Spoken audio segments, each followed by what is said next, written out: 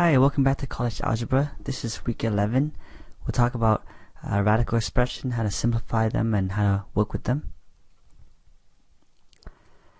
We'll cover 6.3, 6.4, and 6.5 from our textbook. And here's a list of measurable outcomes for this week.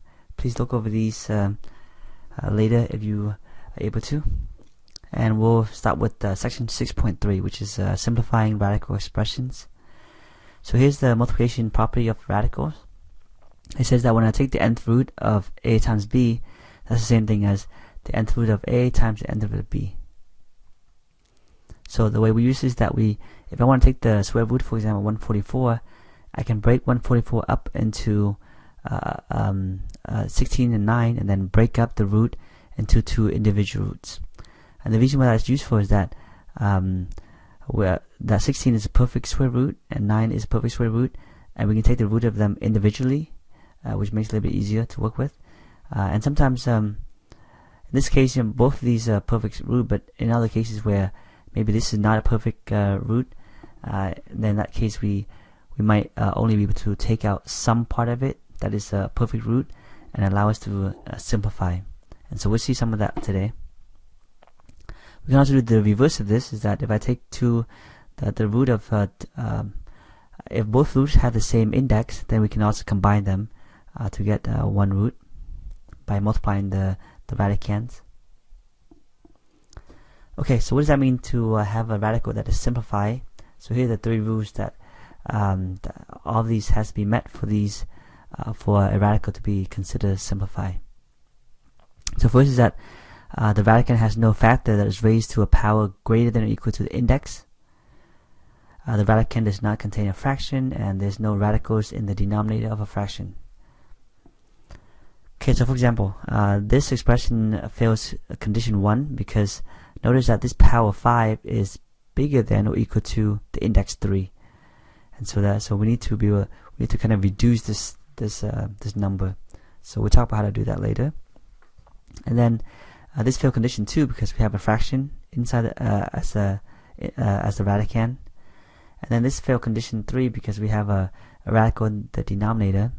And we'll deal with this condition 3 later in another lecture. Okay, so we notice that some of these are very easy to evaluate. If assuming the x is non-negative, then the square root of x squared is x. The square root of x to the 4 is x squared because x squared is x to the 4. The square root of x6 is x cubed. The square root of x to the 8 is x to the 4. And notice that the way this works is that because the square root is exactly raised into the 1/2 power, we saw in the last lecture that this is the same thing as 8 divided by 2. Right? The 8 is the power, the 2 is the denominator of the rational exponent. So another way to think about this is 8 divided by 2 is 4, 6 divided by 2 is 3, etc. Okay, how do I do something like this where 9 divided by 2 is not easily divisible? So let's see how we can simplify this. And so the way we do this is that we kind of break x to the 9 into two parts, x to the 8 times x. And the reason that we do that is because x to the 8 is a perfect square root, because square root of x to the 8, as we saw earlier, is x to the 4. So by doing this, I can apply the multiplication rule to do them individually. So I can take the square root of x to the 8, which is x to the 4, and then I can't do this. I can't really simplify this further, so I'll leave that alone. And so using the product rule, we can simplify a radical like this. Okay, and how about this one? Again, we're assuming that all variables are positive real numbers. Let's look at part A. Again, the key here is that we kind of want to reduce this power. This power right here is bigger than the index, so it's not simplified. So we want to find a way to reduce that. And the way to do that is to kind of break this up into a series of factors, so that we can pull out something that is a perfect root. So in this case, we're taking the fourth root. So we want a perfect fourth root. We want actually the greatest possible perfect fourth root. We want to take out as much as possible that is a perfect fourth root. And we see that if we pull out b to the 4 power, this is a perfect fourth root, and whatever is remaining, we can't do that any further. So by doing this, now we can use the product rule and do the fourth root of b to the 4 times the fourth root of b to the 3rd, and this will give you b, whereas this one can be simplified further. Notice now the power here is less than the index, so this is simplified. In part B, this is very similar. Again, we're trying to take the cube root, so we want to find the greatest perfect cube in the radicand. And notice that W7, right? If you look at W6, W to the 6th power, that is the perfect cube root, and it's the largest one. Again, let me kind of explain what does that mean to be the largest perfect cube. Notice in W to the 7, this W cube is a perfect cube root, but we want the largest perfect cube, and so W6, W to the 6th power, is the largest perfect cube in W7. And then in the same way, with Z9 is already a perfect cube, so we'll leave that alone. And then notice when I take out W6, I have W left, and I can't do that further. And now I cube root this part. Again, cube root of W6 is W squared, cube root of Z to 9 is Z cubed. And again, we just divide. 6 divided by 3 is 2, 9 divided by 3 is 3. So we basically want to pick out powers that is divisible by the index, and we want to pick out the biggest possible power, so that we can simplify that. Okay, let's work with some numbers. This is similar. We just gotta factor 56 into all of the prime factors. So 2 cubed times 7. Again, that we can just do that by repeatedly divide by 2 and then try to factor it. So same thing here. We want to find the greatest perfect square. 2 cubed, we take out 2 square. That's a perfect square.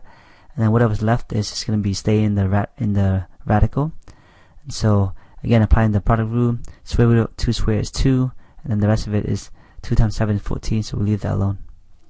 So basically, the goal is to kind of take out whatever is a perfect square or whatever root we're looking at and pull it out. And so this 2 squared comes out as a 2. Okay, again, we always want to factor the radicand. And so 50 is 5 squared times 2. So notice 5 squared is a perfect square. So I want to pull it out because square root of 5 squared is 5. And then this 2 is not a perfect square, so we'll leave that there. And so 6 times 5 is 30. Okay, again, assuming these are positive real numbers. Again, let's factor. So 40 is 2 cubed times 5.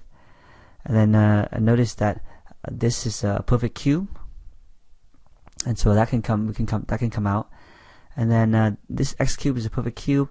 Y to the 5th is not a perfect cube, but y to the 3rd is, so we pull that out.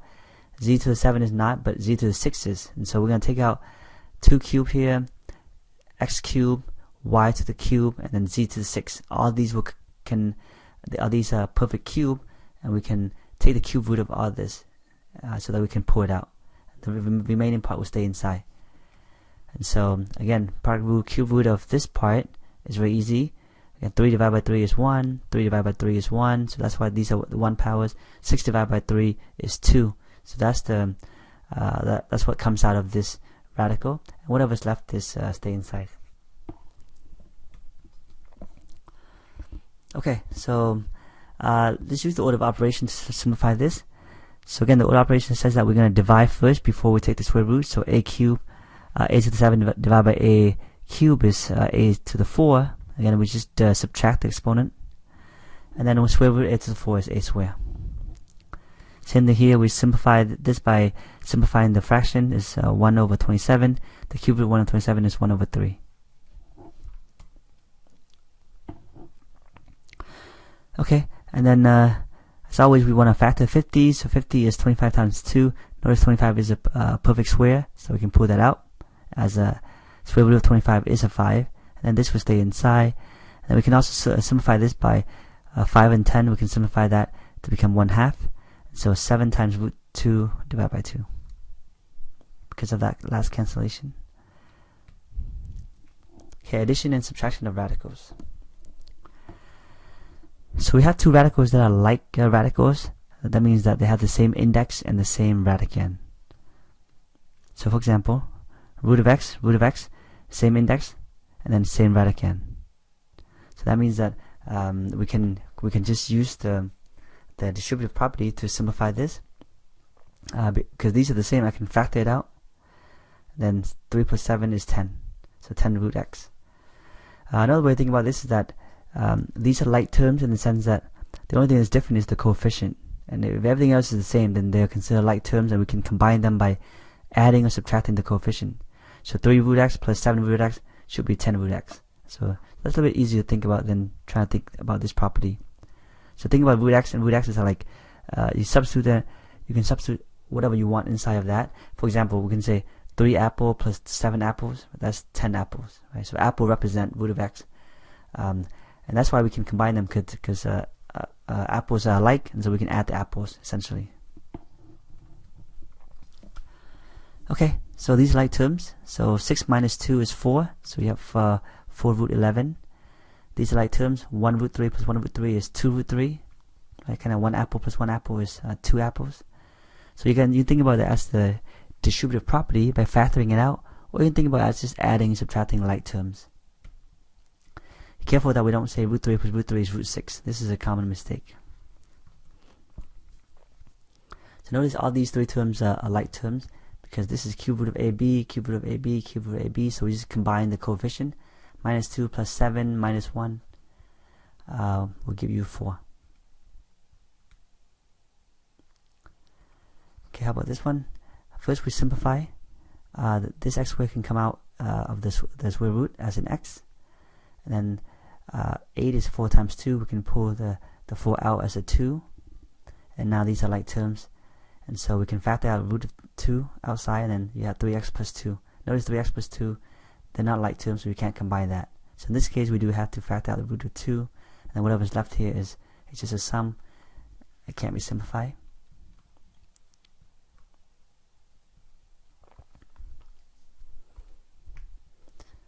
Okay, same thing here. We can pull out a 4 that comes out as this perfect square, so that becomes a 2. And then now you have 6 root 2 plus root 2 is 7 root 2. And then in this case, again, we're going to pull out as much as we can. The x squared can come out as an x, the y squared can come out as a y. There's a root x left. The x squared comes out as an x here, and then there's also root x left. So these are now like terms. We can now factor out the greatest common factor if you like, and then 8 minus 3 is 5. Or we can think of this as like terms. 8 minus 3 is 5. Same thing for this. We just gotta pull out all the perfect square, and then notice these are all like terms. All the color parts like terms. So 5 minus 13 plus 7 is will give you a negative 1. So that's how you get this negative 1. Multiplication of radicals. Again, we saw this before. The nth root of a times b is nth root of a times nth root of b. And so when we multiply, we just multiply them. So this is the reverse process. So 3 times 5 is 15. Root of 2 times root of 6 is, we can combine that by saying a root of 6 times 2, which is 12. And then same thing as before, we can pull out perfect square and then simplify. So multiplication is easy. Just if the index is the same, we can just multiply the radicands and then try to simplify as we did.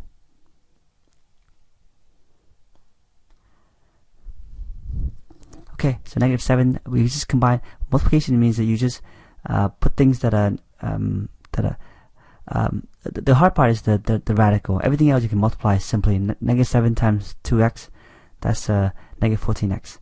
But the tricky part is the radical, and so to notice, because these radical has the same index, I can just multiply the radicands. So now I have square root of y times xy is xy squared. The y squared is perfect square. I can pull it out as a y. Same thing here. All the coefficient can be multiplied. 13, 15c, 1 over 3, 15c. You can multiply those. Then the radical, because it's the same index, we can multiply the radicands. And so c times c is c squared. D times d squared is d cubed. And then again, I can pull out c squared. Actually, d cubed is a perfect cube. I can pull it out as a d. and this is fully simplified because 2 is less than 3. Okay, this is multiplication, so just distribute these. So 3 root 11 times 2, 3 root 11 times root 11. And so again, 3 times 2 is 6. So multiplication is simple, and then this side, root 11 times root 11 is root 11 square, but that's just 11 because it cancels here.